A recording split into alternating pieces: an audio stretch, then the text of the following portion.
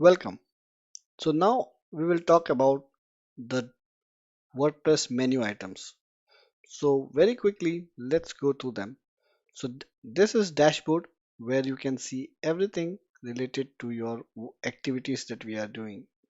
So here I put there was a post done by the user comment, and then you can see lot of menu items, status of the health of your application.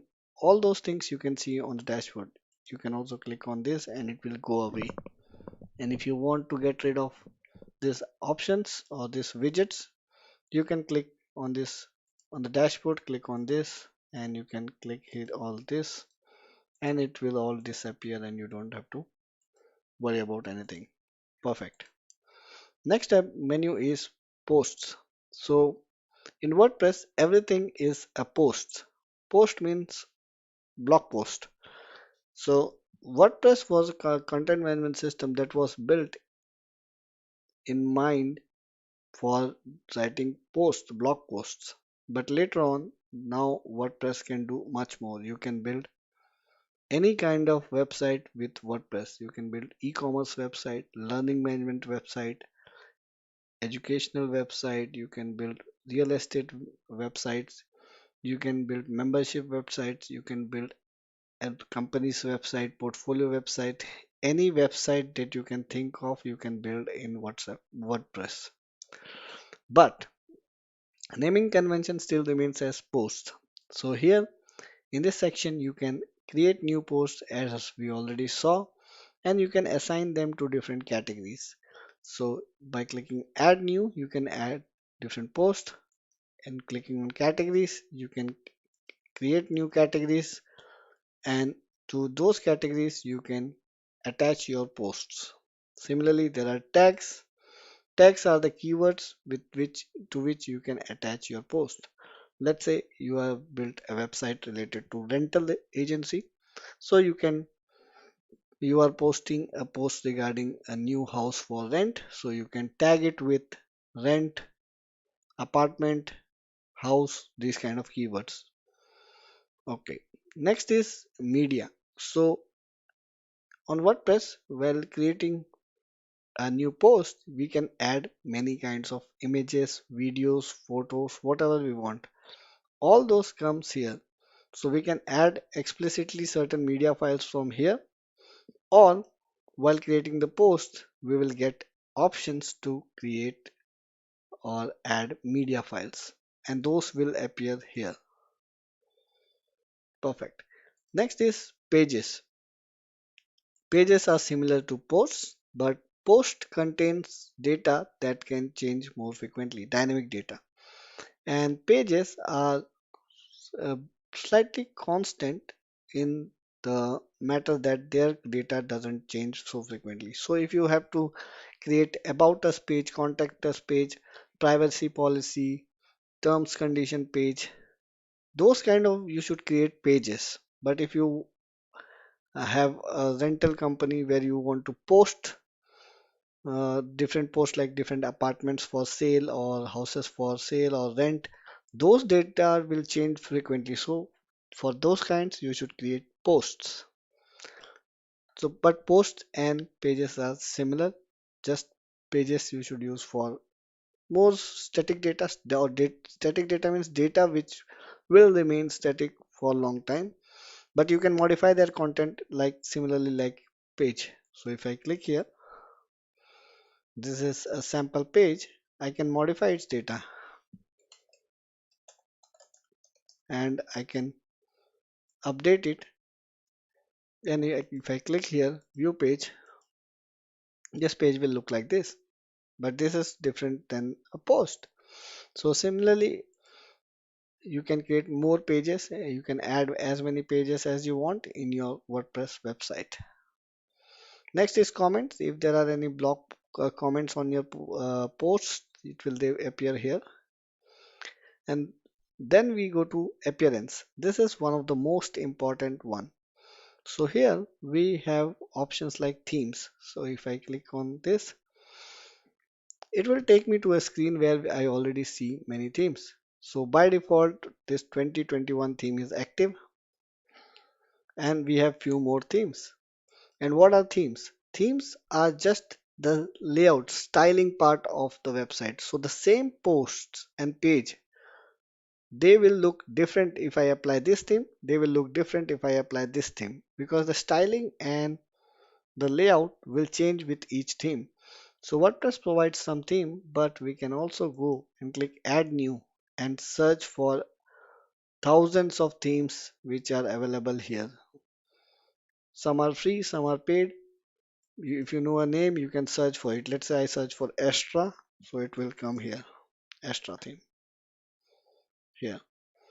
So you can also filter here on this. You can just say for you want a theme for blogging, education, holidays, news website, or portfolio website, or any kind of website. Doesn't matter. You will have lots and lots of themes.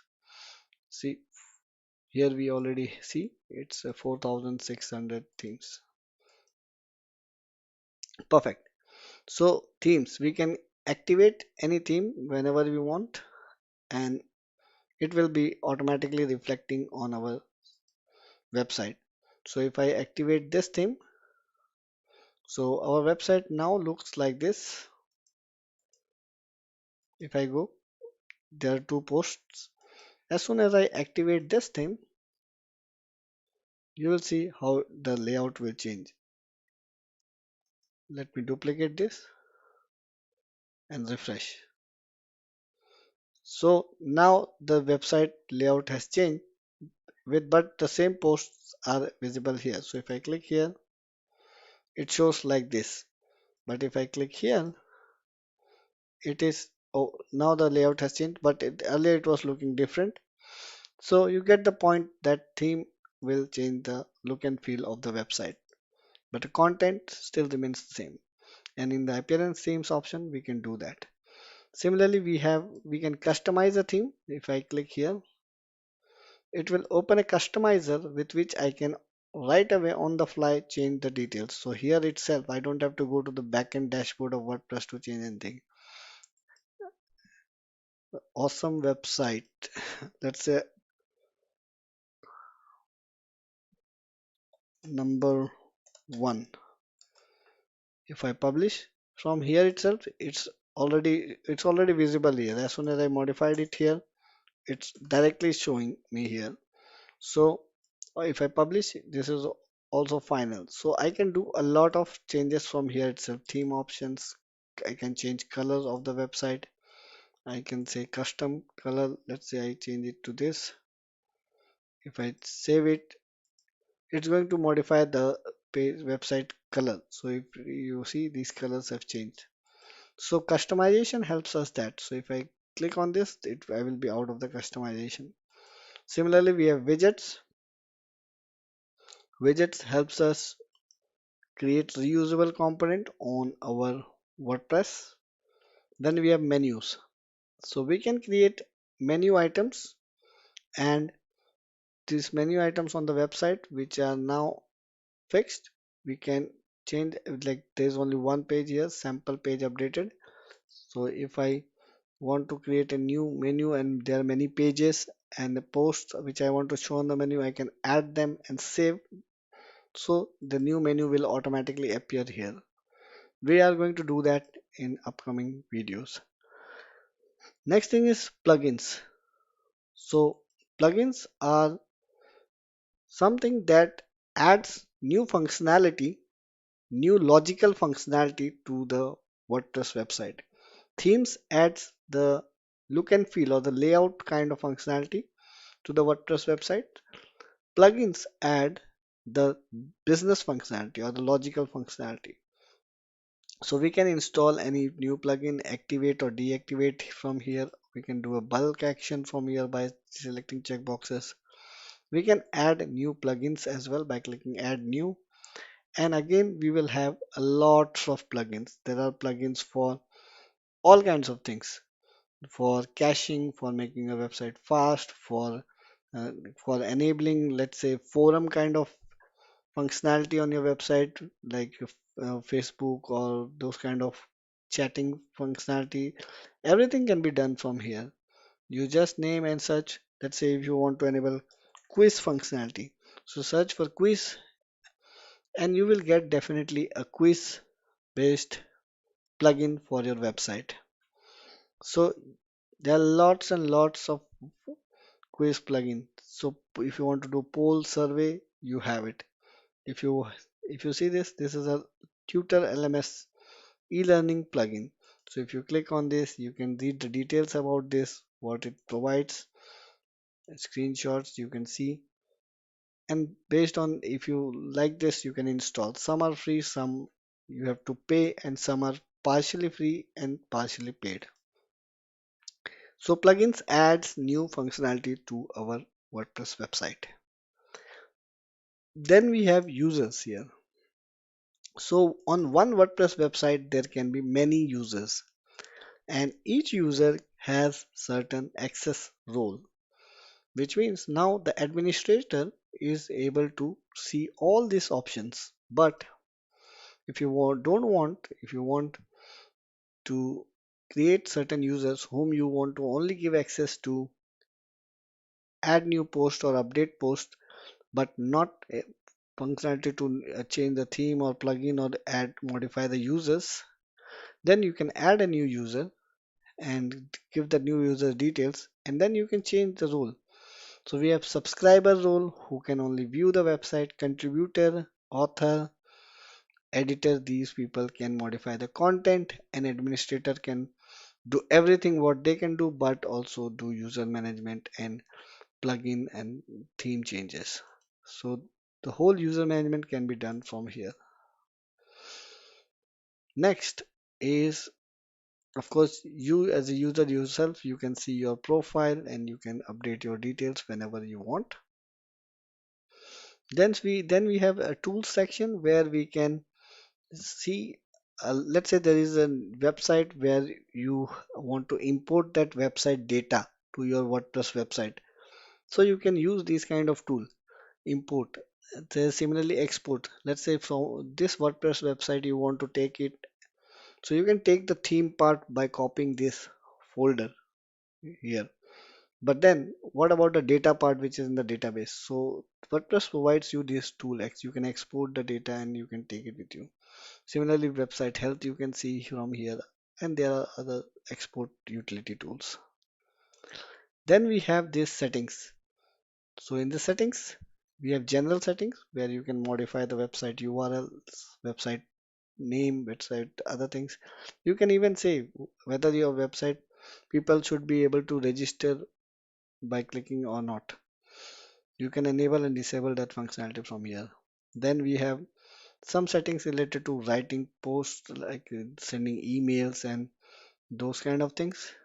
Similarly, we have some functionalities related to which will be your home page. You can decide from here because a WordPress website can have many home page, many pages. So which page you want to make it home page, and which page you want to make it as a blog page or the post page, and how many posts you want to show on one screen, on the one screen. After that, it should show a pagination. All that you can control from settings reading section. Then we have discussion. Here also you can do a lot of functionality turning on and off, media, and then here you can control what will be the image size, width, and those kind of things. Permalinks is something that if you see this, if I open this one, you see it now shows me website like in my own inside my website. This post was done on 2022 January 15th, and then the title of the WordPress or blog post.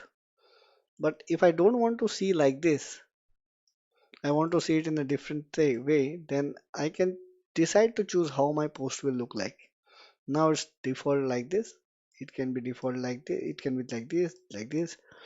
The best practice is to have post name so that the search engine can see your website and they can basically index your website. So choose this post name and save it. Perfect. And finally, some privacy things. And you can from here create your own privacy page and make this as privacy page or use the default one provided by WordPress. And then from here you can collapse the menu or expand the menu. From here you can this is a shortcut where you can create new post, media, page or user. And this is the page where you can see all the another shortcut to see all the profile details of the user who is logged in. And here you have some documentation stuff. So more or less these are the important things that you should know about the WordPress backend. So this whole thing that you are seeing here is WordPress backend, which the either the content editor or the administrator or author, content author can see or a developer can see. And these are this is the front end. So if I go back, if I refresh now, we change the permalink. So if I click on this, now my WordPress link is like this, no more these kind of things. So this is what we are saying. This is the front end of our website, which the end user will see. And there's also the front end. Let me close some. This is the front end of our website, which the end user sees, and this is the back end, which the administrator or the content editors or the developers see and use in their daily lives. So this was the overview of the WordPress backend. So thank you for watching this video. Let's continue in the next one.